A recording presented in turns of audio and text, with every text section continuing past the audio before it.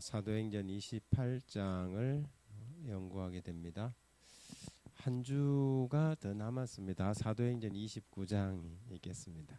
사도행전 29장은 없지만 사도 바울의 순교의 장면, 성경에 기록되지 않았지만 바울이 그 로마 선교 이후에 바울의 그 나머지 선교와 또 순교의 과정을 29장에 담아서 사도행전 29장을 다음 주에는 연구하도록 하겠습니다. 오늘은 로마 선교인데요.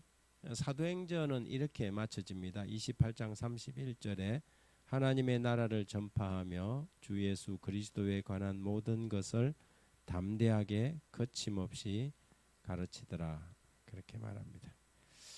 결론은 복음 전파였습니다. 사도행전은 예수님의 성천으로 시작해서 제자들에게 주신 사명으로, 그리고 오순절의 성령 강림 사건으로, 박해와 핍박 속에서 기독교가 어떻게 예루살렘을 넘어서 유대와 사마리아와 그리고 그 당시 세계의 중심부인 로마까지 복음이 전파되어 나가는지 그 과정을 아주 상세하게 담고 있습니다.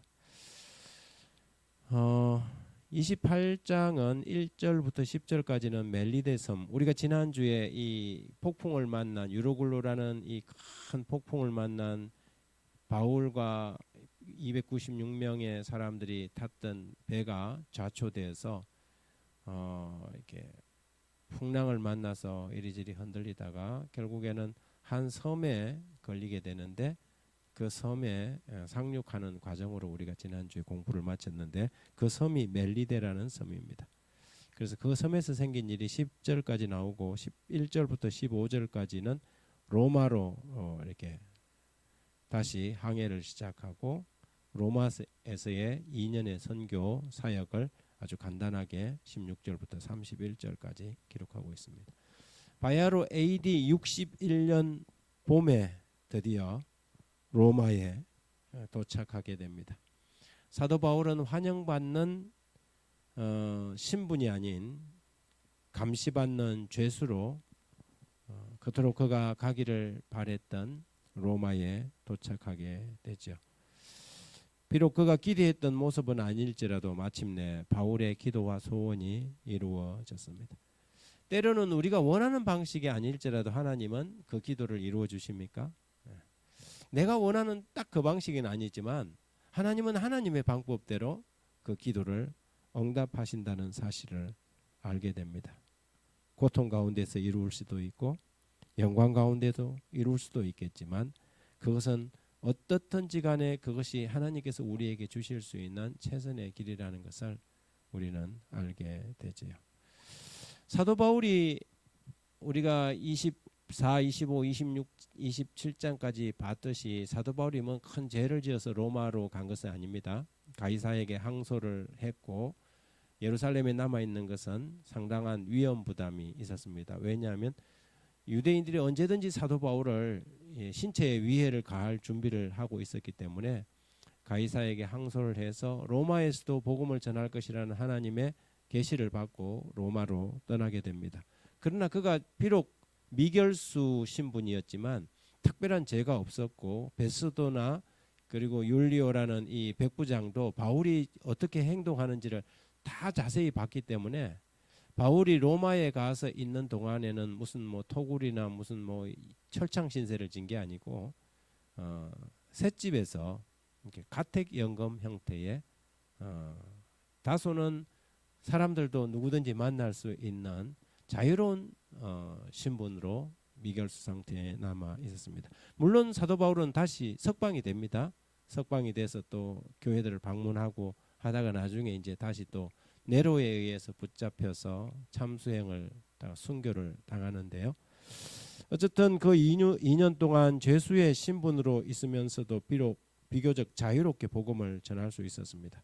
그래서 28장 30절 31절에 바울이 온 이태를 자기 셋집에 머물면서 자기에게 오는 사람을 다 영접하고 하나님의 나라를 전파하며 주 예수 그리스도에 관한 모든 것을 담대하게 그리고 거침없이 가르쳤다고 성경은 말합니다.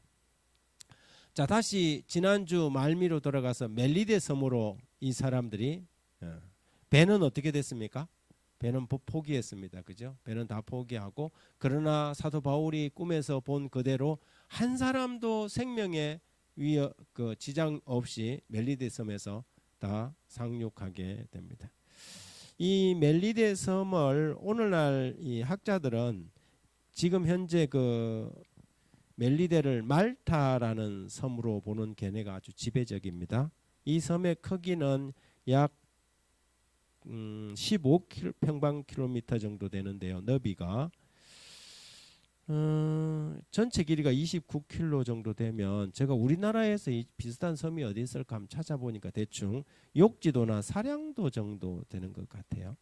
그러니까 그렇게 큰 섬은 아닙니다. 그죠?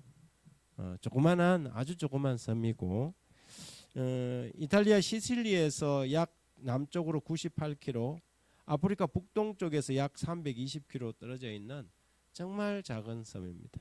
그러나 여러분, 말타 섬을 이렇게 쫙 구글 이렇게 지도를 통해서 쫙 당겨 보면 이 섬을 여러분들이 지금 볼 수 있습니다.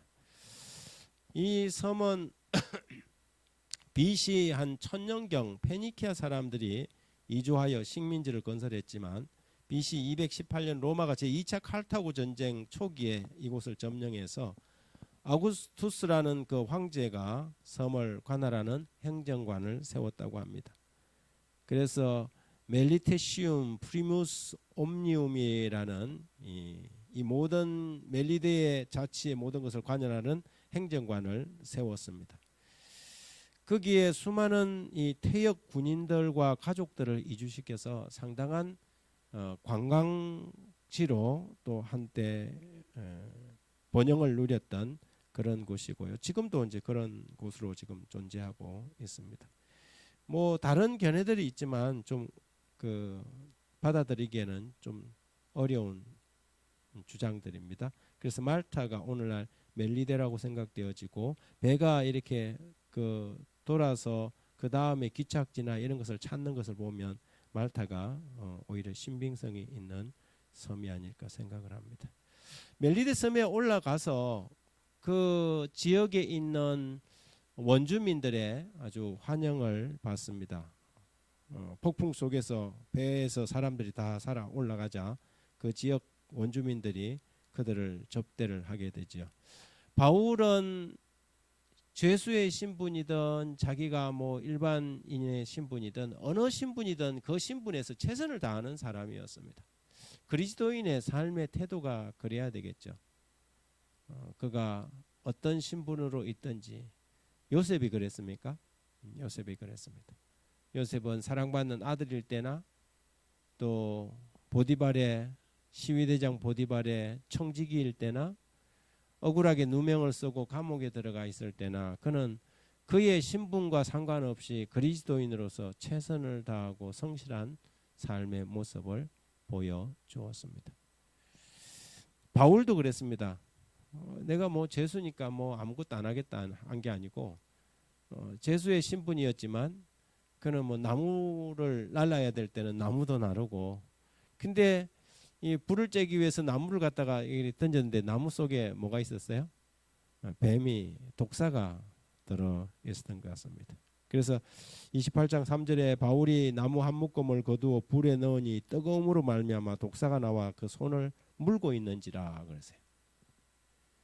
이 원주민들이 그 뱀이 어떤 종류의 독사인지, 뱀인지 너무 잘 알았던 거죠.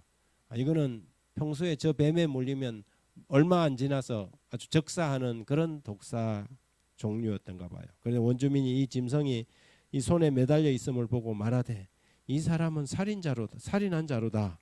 바다에서 구조는 받았으나 공의가 그를 살지 못하게 함이로다 하더니 그랬어요. 이 사람은 진짜 큰 죄를 지었나 보다. 바다에서 간신히 살아왔는데 뱀이 독사가 물은 거 보니까 이 사람은 진짜 신이 심판을 하는구나, 그렇게 생각을 했던 거죠. 바울이 그 짐승을 불에 떨어뜨리며 조금도 상함이 없더라. 이 바울이라는 사람은 뱀에게 물렸으면 뭐 아주 그냥 온갖 뭐 야단 법석을 해야 되는데 그냥 이렇게 털털 털어버리고 말아버렸다는 거죠. 그들은 그가 붙든지 혹은 갑자기 쓰러져 죽을 줄로 기다렸다가 오래 기다려도 그에게 아무 이상이 없음을 보고 돌이켜 생각하여 말하되 그를 신이라 하였다. 이게 이 세상 사람들의 관점이 루스드라에도 그래요. 뭐 서스와 허맨이 뭐 이러면서 뭐 제우스니 이러고 하다가 자기들 마음대로 안 되니까 또 어떻게 해요? 나중에는 막 때려 죽이려고 이렇게 달려들었지 않습니까? 세상이 주는 인기라는 것이 그런 것 같아요.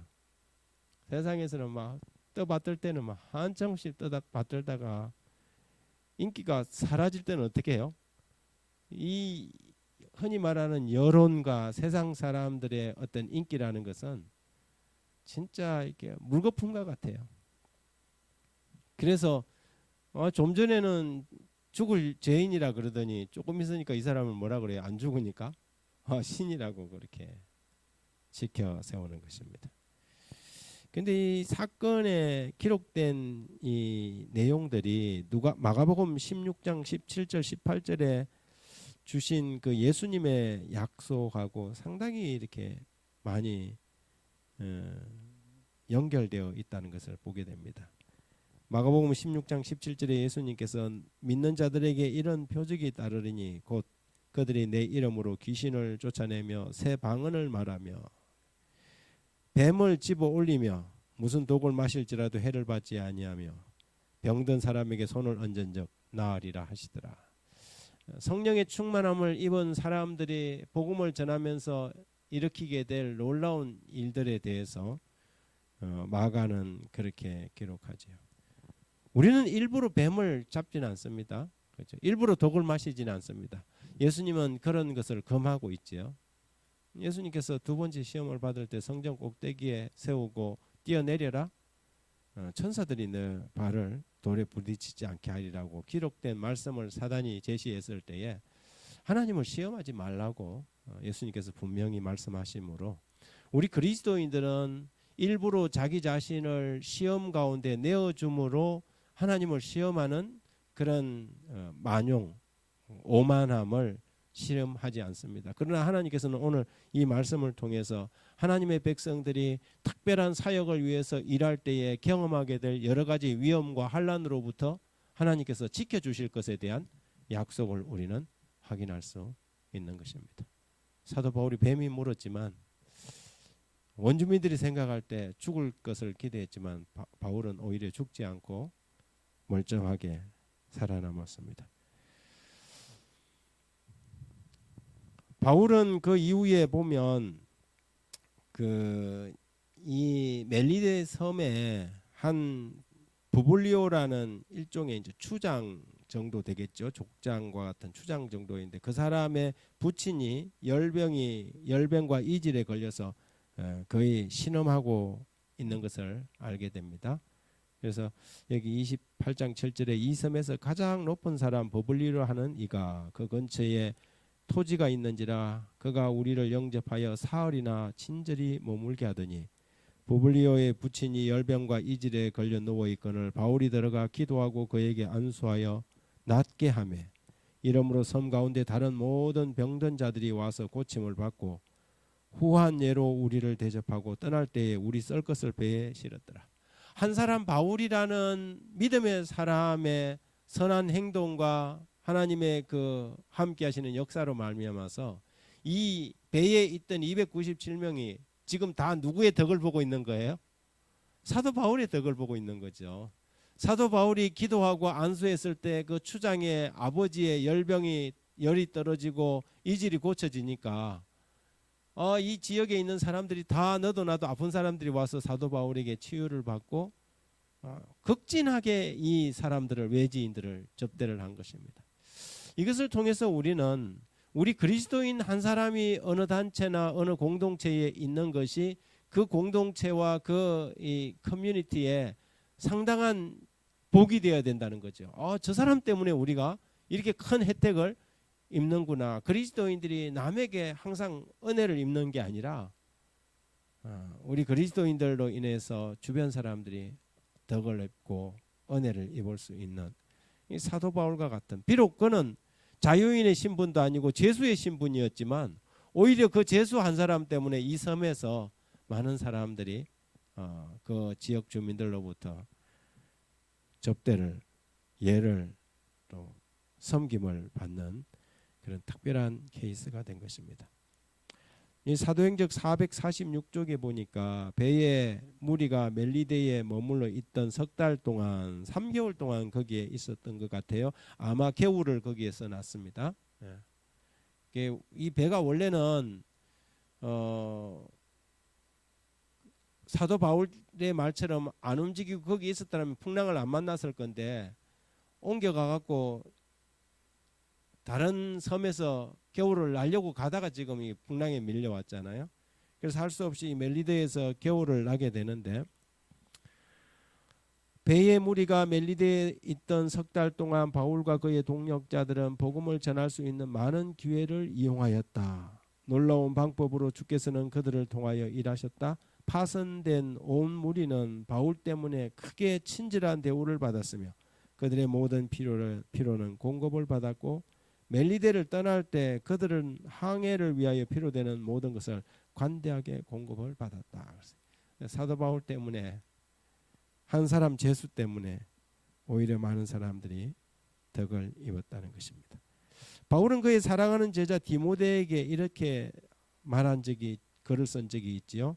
너는 말씀을 전파하라. 때를 얻든지 못 얻든지 항상 힘써라.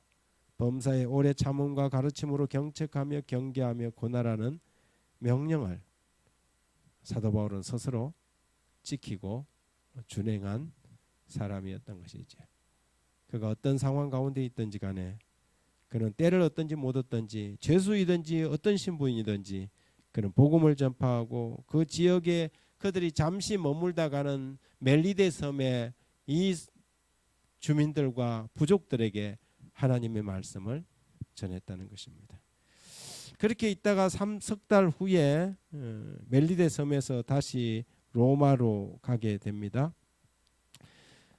석 달을 거기에서 유하며 겨울을 난 바울의 일행은 다시 로마로 향하게 되는데요. 때마침 그 섬으로 과동을 하기 위하여 들어온 배 한 척이 있었는데 디오스구로라는 알렉산드리아 선박이었습니다.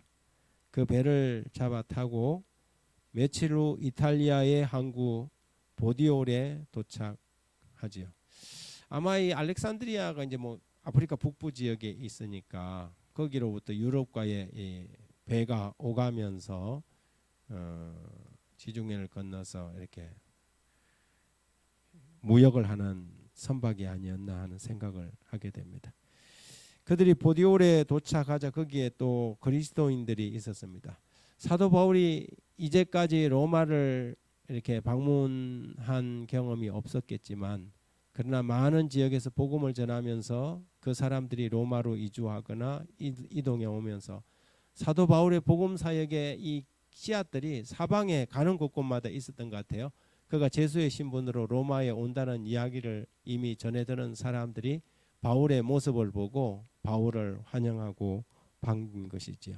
사도행적을 찾아보면 이 바울의 일행이 갈 때 갑자기 군중들 속에서 바울 선생님이다 하고 쫓아나와서 바울을 얼싸안고 이렇게 그러다가 이렇게 이 행렬이 가다가 제수들이 적지 않은 제수들을 지금 데리고 가지 않습니까?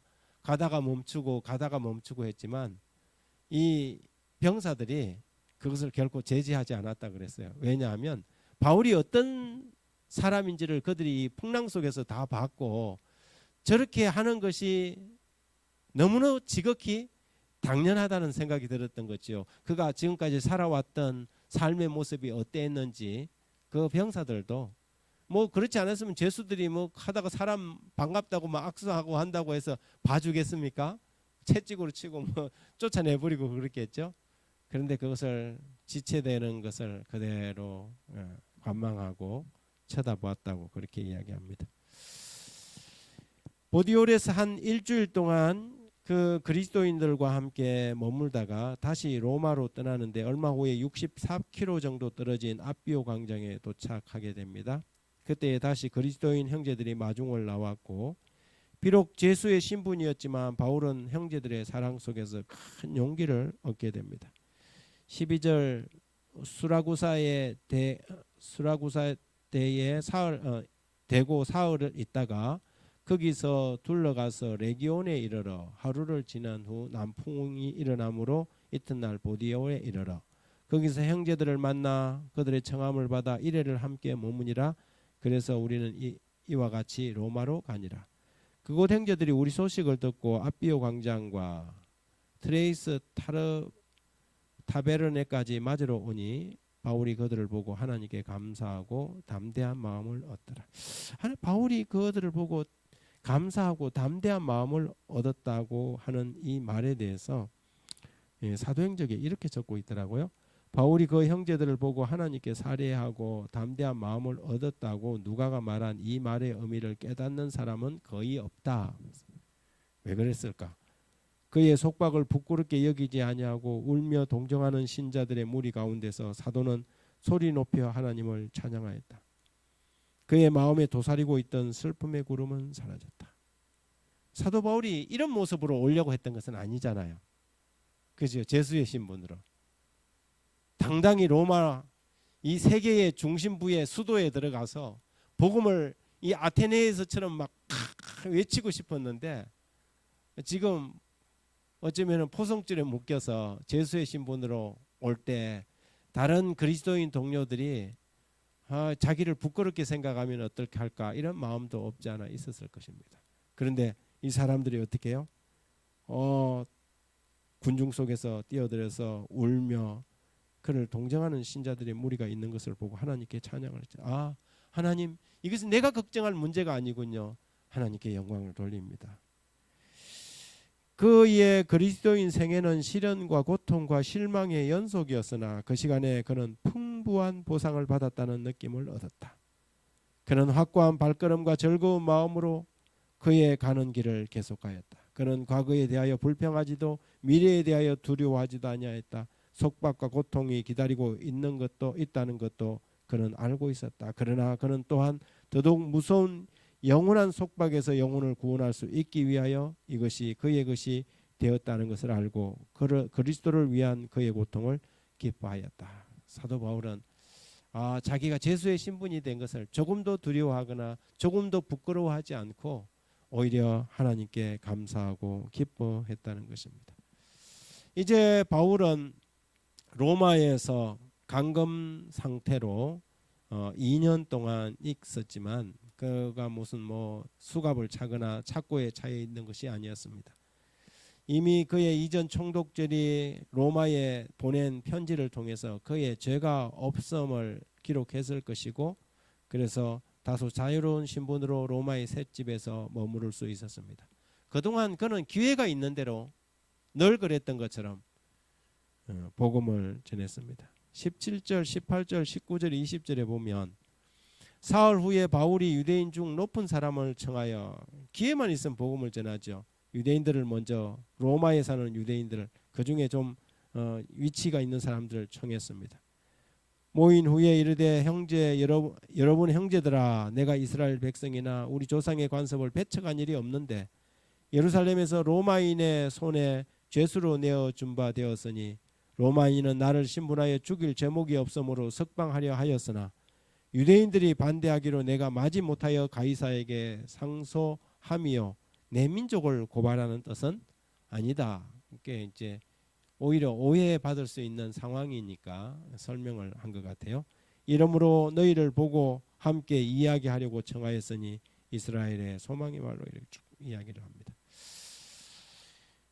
하지만 바울이 복음을 전하니까 복음을 어떤 사람들은 받기도 하고 어떤 사람은 거절하기도 합니다. 복음은 언제든지 검이라 그랬는가요? 예수님께서 내가 너희에게 화평을 주러 온 줄로 생각하지 말라. 내가 너희에게 검을 주러 왔노라고 하지 않습니까? 검은 어떻게 합니까?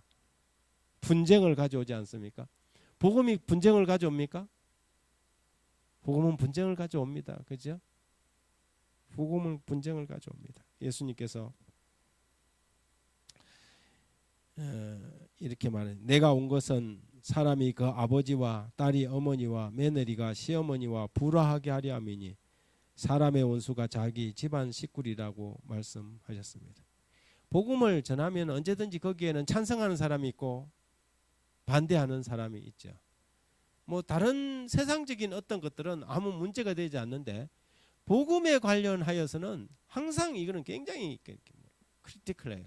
그래서 받거나 아니면 반대자가 되거나 이런 형태가 항상 나타난다는 거죠.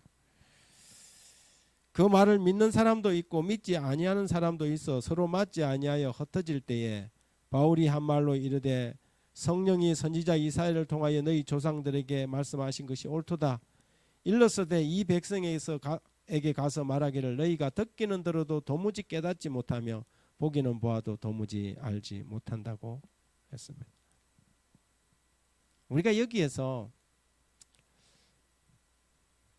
사도 바울이 최고의 복음 전도자입니까? 맞지요? 사도 바울만한 전도자가 어디 있겠어요? 성령이 충만한 사람이고. 그런데 바울이 전도해도 안 믿는 사람은 안 믿었습니까? 안 믿는 사람은 안 믿어요. 우리가 복음을 전할 때 우리의 능력과 우리의 실력과 우리의 어떠함이 복음을 전해서 성공하고 실패하고 우리가 가끔 가다가 뭐도 가르치냐면 결심시키는 기술도 이렇게 가르치죠. 그런데 한편으로는 그런 생각을 하는 것이죠. 구원받을 사람은 준비된 사람은 하나님의 말씀을 들을 수 있는 귀가 열린 사람은 성경에도 귀 있는 자는 교회에게 하는 하나님의 말씀을 들을지어다 그랬잖아요. 귀 없는 사람이 어디 있습니까? 그 말은 무슨 말일까요? 귀 있는 사람은 들으라는 것은 똑같이 말씀해도 열린 마음을 가지고 있는 사람은 듣는다 이거죠. 예수님께서도 내 양은 내 음성을 듣느니라 그랬어요.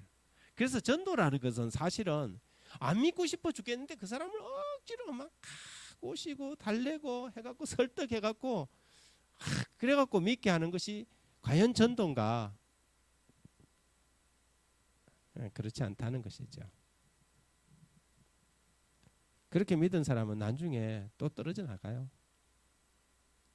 그런데 어떤 사람은 그렇게 많은 말을 하지 않았는데도 하나님의 말씀 몇 마디 던져줬는데도 어떤 사람이 있어요? 탁 무는 사람이 있잖아요. 아, 이것은 나를 위하여 주신 하나님의 음성으로 딱 듣는 사람이 있잖아요. 사도 바울이 사람들 모아놓고 말씀을 했는데 어떤 사람은 그 복음을 어떻게 해요? 똑같은 말씀인데 받아들이고 어떤 사람은 안 받아들이는 거예요. 그래서 사도 바울이 그들이 나갈 때 이 말을 한 거예요. 너희가 듣긴 들어도 보긴 보아도 보지 못하고 듣긴 들어도 깨닫지 못한다고 이야기를 하는 것입니다. 예수님께서도 너희가 내 양이 아니므로 믿지 아니하는도다. 내 양은 내 음성을 들으며 나는 그들을 알며 그들은 나를 따르느니라. 내가 그들에게 영생을 주노니 영원히 멸망하지 아니할 것이요 그들은 내 손에서 그들을 빼앗을 자가 없느니라. 그래서 우리는 하나님의 음성을 들을 수 있는 사람들에게 복음을 전하는 것이 우리의 사명입니다. 그래서 기회가 있든지 없든지 진실한 마음으로 내가 어떤 테크닉을 배워서가 아니라 진실한 마음으로 복음을 전하고 내 마음속에 있는 내가 가지고 있는 예수 그리스도를 전한다면 우리는 누구나 하나님의 복음 전도자가 될 수 있다는 사실을 배우게 되고요. 아무리 훌륭한 그리고 잘 배우고 테크닉이 뛰어난 사람도 막 이렇게 복음을 전한다고 그 사람의 실력에 의해서 복음이 전해지는 것이 아니라 하나님의 말씀은 성령의 은혜로 가능하다는 것을 우리가 이 사도 바울의 로마 선교를 통해서 다시 한번 생각할 수 있습니다.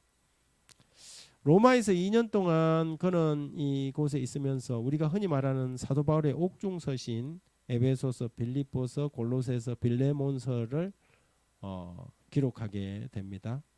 이 네 편지들은 그가 로마의 미결수로 있는 동안 보낸 서신들이기 때문에 우리는 이것을 옥중서신이라고 그렇게 말합니다. 제일 먼저 쓴 서신이 골로새서입니다. 골로새서 또 빌레몬서 같이 보내면서 에베소서도 같이 보내게 되지요. 아시아 지역에 있는 그곳에 편지를 보내는데 이 골로새서의 내용은 주로 이 골로새 교회에 들어온 이단에 대해서 그리스도에 관한 오해들에 관해서 기독론을 그리스도론을 가르치게 됩니다. 그리고 이제 우리가 잘 아는 골로새 교회의 그 유명한 장로님이 빌레몬이잖아요. 빌레몬의 종 노예였던 오네시모가 주인에게 상당한 피해를 입히고 로마로 도망을 가버렸죠. 근데 그가 로마에서 바울을 만나고 그리고 그가 다시 회심하는 과정을 통해서 빌레몬에게 오네시모에 관한 천거를 하게 됩니다. 그가 너에게 어떤 피해를 입혔으면 내가 다 변제하겠다. 그렇게 얘기해요.